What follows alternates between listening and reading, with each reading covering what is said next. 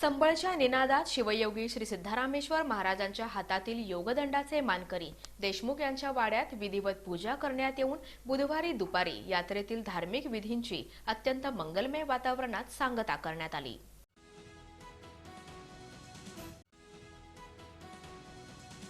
सोलापूरचं ग्रामदैवत शिवयोगी श्री सिद्धरामेश्वर महाराजांच्या यात्रा सोहळ्यास शनिवारी 13 जानेवारीपासून मंगलमय वातावरणात प्रारंभ झाला।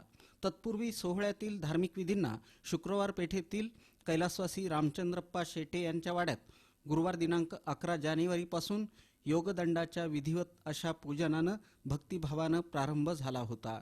याची सांगता बुधवारी दुपारी 17 जानेवारी रोजी रूढी परंपरेनुसार मानकरी देशमुख यांच्या वाड्यात मोठ्या मंगलमय वातावरणात झाली। उत्तर कसबा इथल्या हिरेहब्बू यांच्या वाड्यातून शिवशंकर कंठीकर, सिद्धेश्वर कंठीकर यांनी प्रथा परंपरेप्रमाणे श्री सिद्धरामेश्वरांच्या हातातील योगदंड देशमुख यांच्या वाड्यात आणला।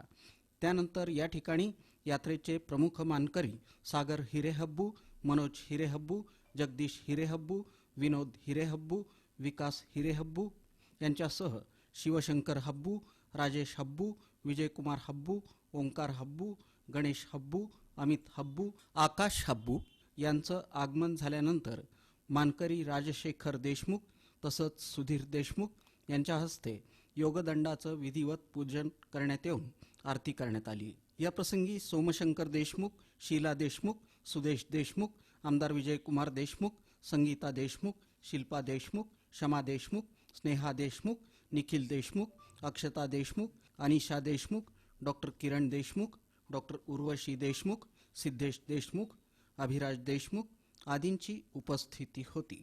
संतोष सिद्धय्या मदगेरी, महांतेश कंठीकर यांची उपस्थिती होती। संतोष मदगेरी यांनी संबळवादन केलं। या पूजनानंतर भक्तिभावानं होम हवनाचा कार्यक्रम पार पडला। त्यानंतर देशमुखांच्या हस्ते हिरेहब्बू यांची पाद्यपूजा करण्यात आली। त्यानंतर प्रसादाचा कार्यक्रम झाला। प्रसादानंतर देशमुखांच्या वतीनं हिरेहब्बूंना रुमाल, शाल, श्रीफळ, हार घालून आहेर करण्यात आला। यावेळी हिरेहब्बूंनी देशमुखांना खोबरं, खारीक, लिंबू देऊन आशीर्वाद दिला। रूढी परंपरेनुसार हे सर्व धार्मिक विधी होतात। अशा पद्धतीनं गुरुवारी 11 जानेवारी रोजी शेटे यांच्या वाड्यात सुरू झालेल्या धार्मिक विधींची सांगता ही बुधवारी 17 जानेवारी रोजी दुपारी मंगलमय वातावरणात देशमुख यांच्या वाड्यात झाली। दरम्यान मानकरी सुधीर देशमुख आणि राजशेखर देशमुख यांनी या धार्मिक विधींविषयी अधिक माहिती देताना प्रथा परंपरेप्रमाणे ग्रामदैवत शिवयोगी श्री सिद्धरामेश्वर महाराजांच्या यात्रा सोहळ्यातील धार्मिक विधींची सुरुवात शेटेवाड्यात तर समाप्ती देशमुख वाड्यात होते असं सांगून शिवयोगी श्री सिद्धरामेश्वर महाराजांच्या चरणी सेवा अर्पण करण्याची संधी मिळणं हे निश्चितच मोठं भाग्याचं असतं अशा भावना व्यक्त करून सर्वांना सुखी, समाधानी आणि आनंदी ठेवण्याची तसंच सर्वांचं कल्याण करण्याची प्रार्थना शिवयोगी श्री सिद्धरामेश्वर महाराजांच्या चरणी या निमित्तानं केली।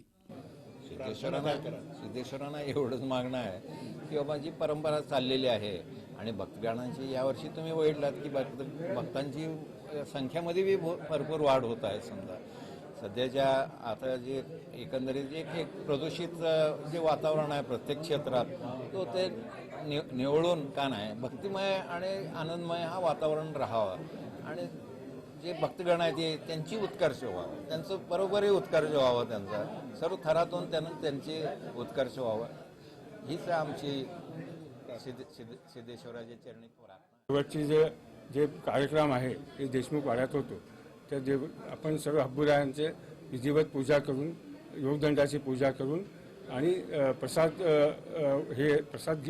दिलं जातं या वाड्यात आणि हे सालाप्रमाणे होत आहे आणि आज कप्पटकरी म्हणजे शेवटचा कार्यक्रम आहे। दरम्यान यावेळी महाप्रसादाचा कार्यक्रम झाला।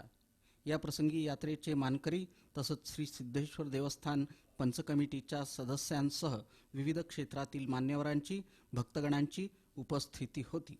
असंख्य भक्तगणांनी या महाप्रसादाचा लाभ घेतला।